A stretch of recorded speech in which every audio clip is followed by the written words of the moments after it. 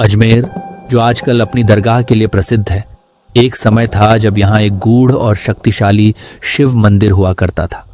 ये मंदिर कोई साधारण मंदिर नहीं था, बल्कि एक ऐसी जगह थी जहाँ हजारों साल पुरानी शक्तियाँ वास करती थीं, जो अब तक के सबसे भूतिया रहस्यों में से एक बनी हुई है। पौराणिक कथा के अनुसार अजमेर का नाम एक समय अजयराज था और यहाँ एक भव्य शिव मंदिर स्थित था, जो अब दरगाह के नीचे दबा हुआ है। ये मंदिर एक विशाल गुफा में बना हुआ था, जहाँ शिव के दर्शन करने आने वाले भक्तों को विशेष दिव्य अनुभूति होती थी। कहते हैं कि यहाँ हर रात अजीब अजीब आवाजें सुनाई देती थीं। मंदिर के अंदर घना अंधेरा था, लेकिन फिर भी एक अदृश्य आभा वहाँ हमेशा महसूस होती थी। तो दोस्तों, आज की कहानी इंटरेस्टिंग टॉपिक और इतिहास के पन्नों को पलटने वाली है।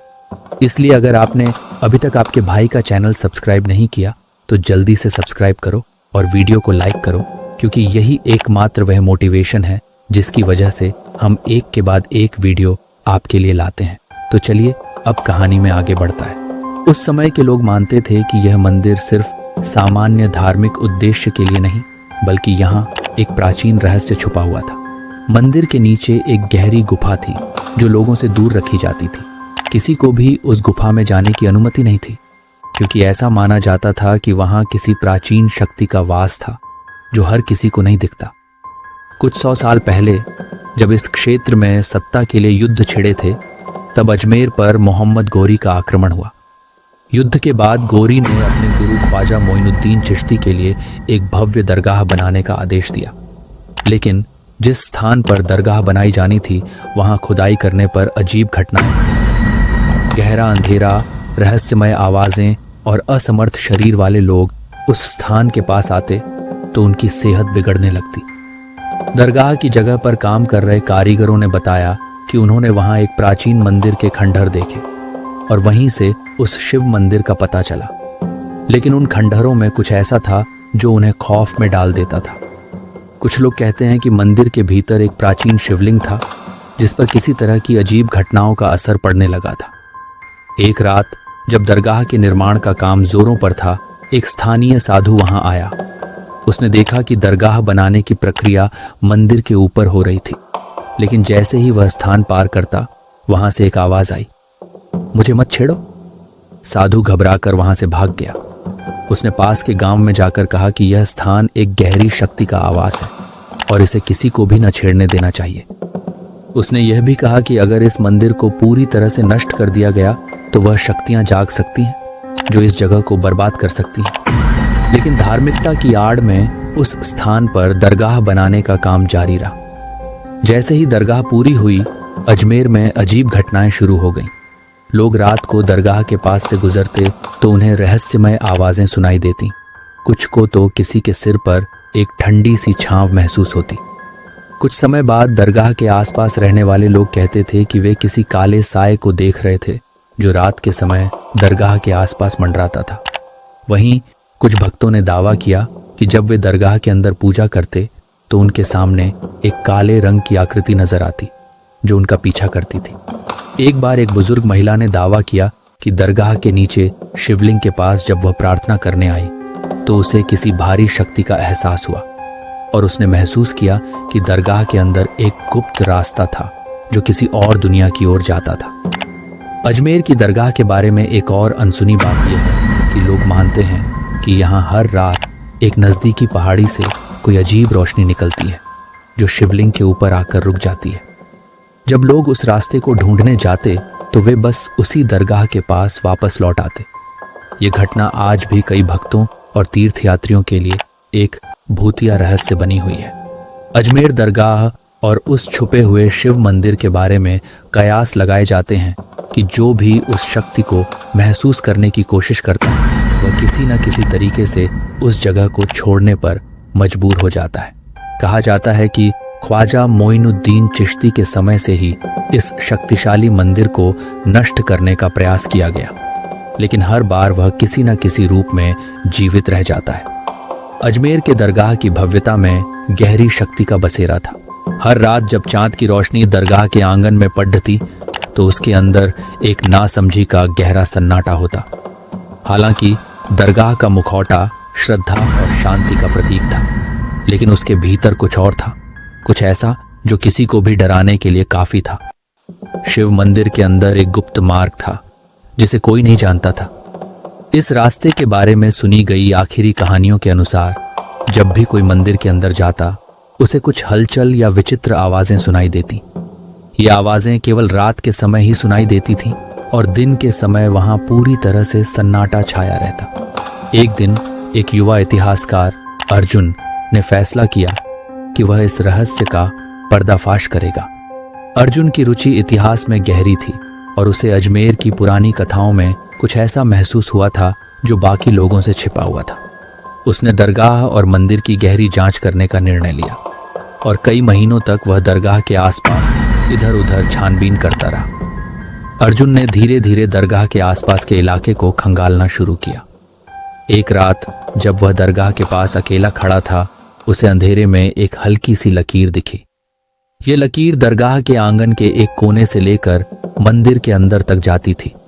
वह लकीर कहीं ना कहीं अर्जुन के मन में हलचल पैदा कर रही थी।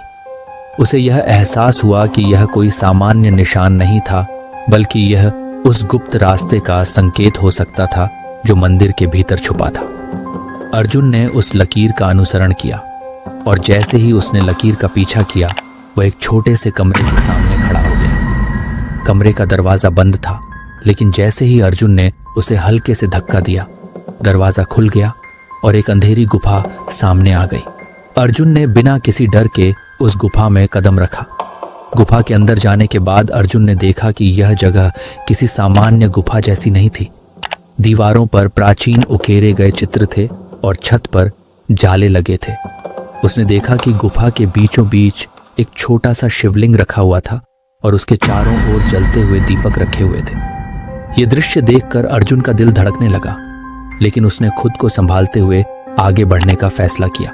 अर्जुन ने शिवलिंग के पास आकर ध्यान किया और तभी उसे एक गहरी आवाज सुनाई दी। वह आवाज कहीं दूर से आती हुई प्रतीत हो रही थी, जैसे किसी ने उसे पुकारा हो। अचानक एक सर्द हवा का झोंका आया और दीवारों पर लगे चित्र हल्के से हिलने लगे। अर्जुन ने उन चित्रों को ध्यान से देखा और उसे एहसास हुआ कि वे किसी गुप्त भाषा में उकेरे गए थे। इन चित्रों में एक अजीब सी कहानी छुपी हुई थी, जिसमें एक पुराने राजा और एक काली शक्ति का जिक्र था। राजा ने एक समय में इस मंदिर में पूजा की थी और शिव से अनहोनी शक्तियों के बारे में जाना था, लेकिन इस शक्ति को समझने में उसे एक गहरी भूल हो गई थी। उसे वह शक्ति मिली थी, लेकिन उसने उसका सही इस्तेमाल नहीं किया और इसके परिणाम स्वरूप वह शक्ति उसकी सत्ता और प्रजा दोनों को नष्ट करने में सक्षम हो गई थी। अर्जुन को यह चित्र देखकर एक गहरी चिंता महसूस हुई, लेकिन उससे पहले ही उसे किसी भारी आहट की आवाज आई। उसने पलटकर देखा, लेकिन वहां कोई नहीं था।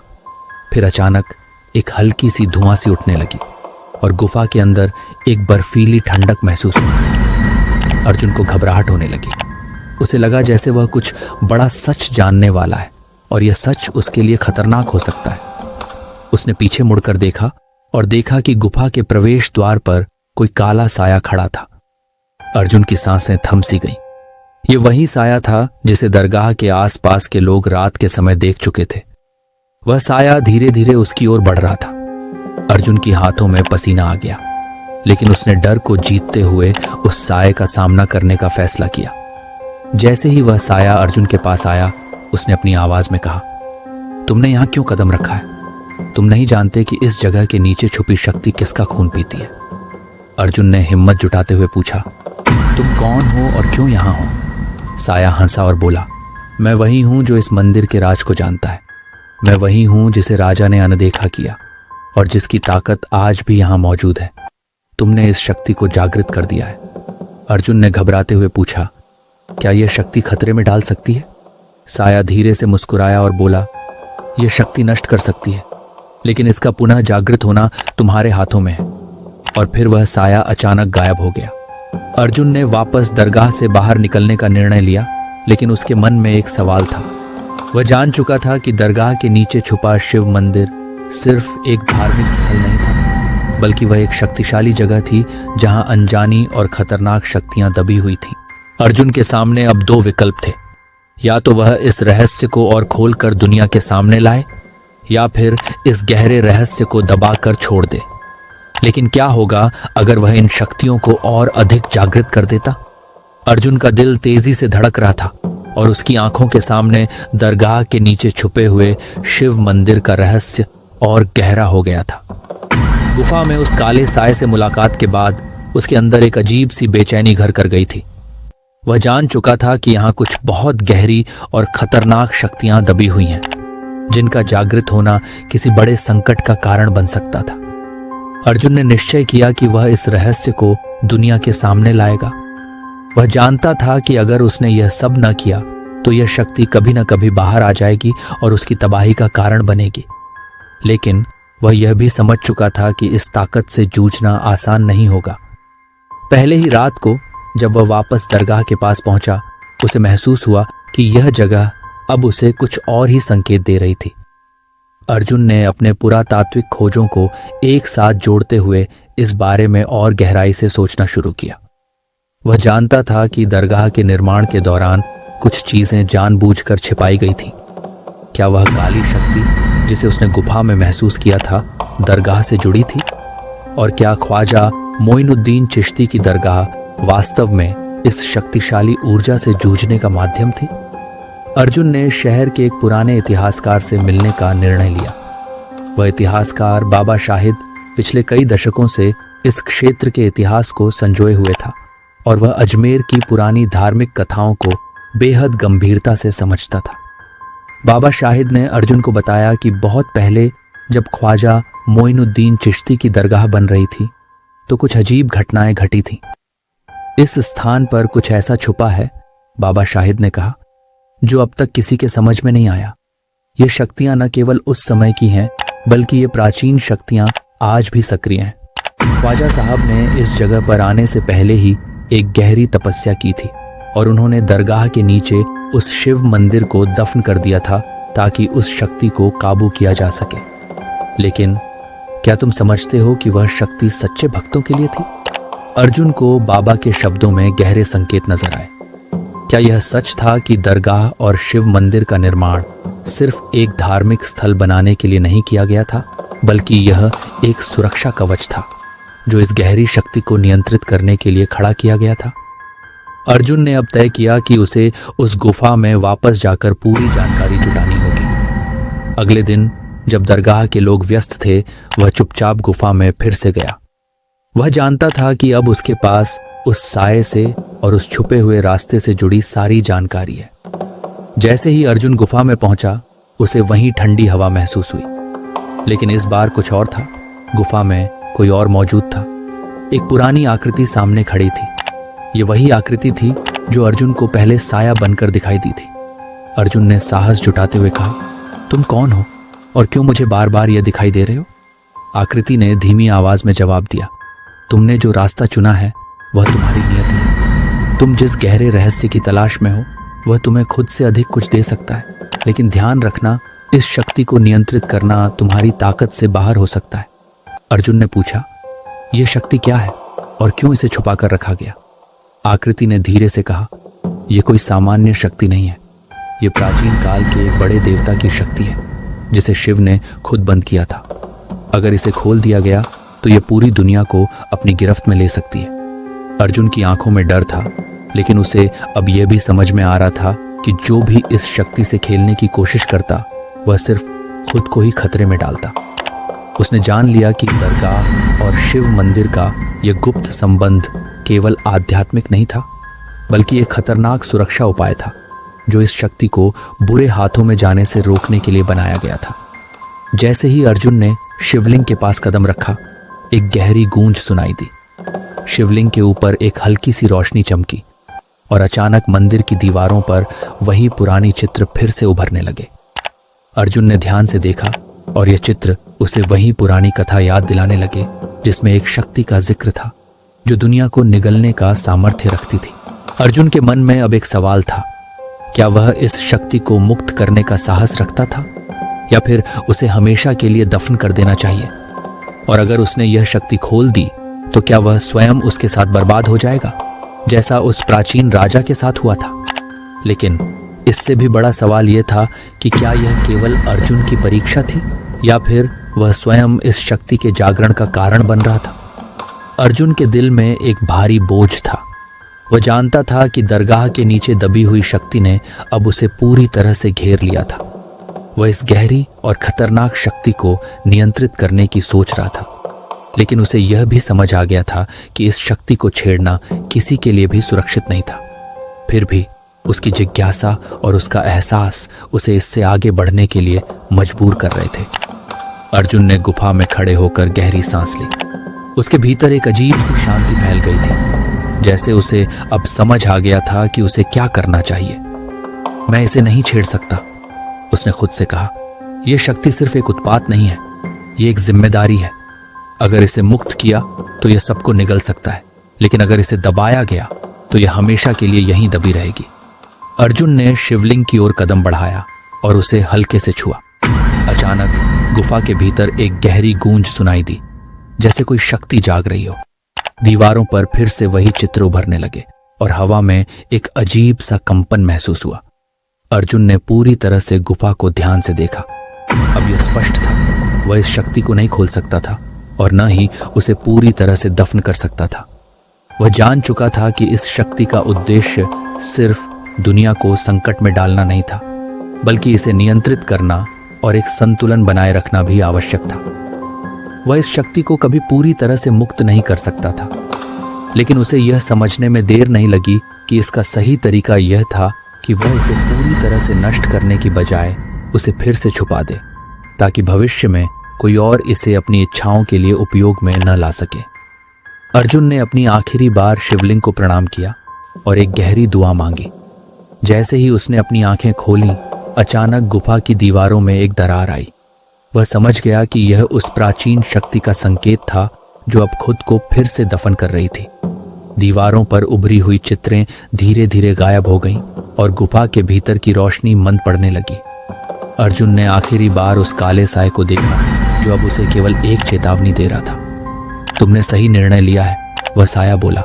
यह शक्ति अब फिर से वहीं दबी रहेगी जहां से तुमने इसे पाया था, लेकिन याद रखना, इस शक्ति की गहरी छाया हमेशा रहेगी। एक दिन कोई और इसे जगाएगा, तब तक तुमने अपनी भूमिका निभाई है। अर्जुन ने गुफा से बाहर निकलते हुए एक आखिरी बार दरगाह की ओर देखा। उसे यह एहसास हुआ कि उसने उस रहस्य को दबा दिया था, लेकिन क्या यह सच में हमेशा के लिए दफन रहेगा? क्या वह शक्ति फिर कभी मुक्त हो पाएगी? अर्जुन ने अपना कदम वापस घर की ओर बढ़ाया, लेकिन उसके मन में अब भी सवाल थे। उसने जो किया, क्या वह वास्तव में सही था? क्या वह उस शक्ति को खत्म कर पाया, या उसने उसे केवल एक और पीढ़ी के लिए और भी खतरनाक बना दिया? शिव मंदिर के नीचे छुपी शक्ति का रहस्य अब भी अजमेर की दरगाह के आसपास एक गहरे अंधेरे में छुपा हुआ था, लेकिन अर्जुन ने यह तय किया था कि वह अपने जीवन को अब उस रहस्य के प्रभाव से मुक्त करेगा। और यह कहानी अब खत्म होती है, या फिर शायद सिर्फ एक नई शुरुआत होती है। दरगाह की पवित्रता के भीतर छुपी इस काली शक्ति का रहस्य हमेशा के लिए अज्ञेय रहेगा। कुछ शक्तियां हमें सिर्फ अपनी उपस्थिति का एहसास दिलाती हैं, लेकिन उनका अस्तित्व तब तक हमें नहीं दिखता जब तक वह हमारे सामने एक वास्तविक खतरे के रूप में न आ जाए। अर्जुन ने वह खतरा महसूस किया और अपनी बुद्धिमानी से उसे नियंत्रित करने की कोशिश की। पर क्या यह शक्ति वास्तव में खत्म हो गई, या फिर इसने अगली पीढ़ी को किसी नई चुनौती के रूप में आकार लिया? यही रहस्य होगा जो हमेशा अजमेर की दरगाह के नीचे दबी रहेगी। क्या कभी कोई और इस शक्ति का सामना करेगा, या यह सचमुच हमेशा के लिए चुपचाप दफन हो जाएगी? कहानी का अंत नहीं है, यह सिर्फ एक नई शुरुआत हो सकती है।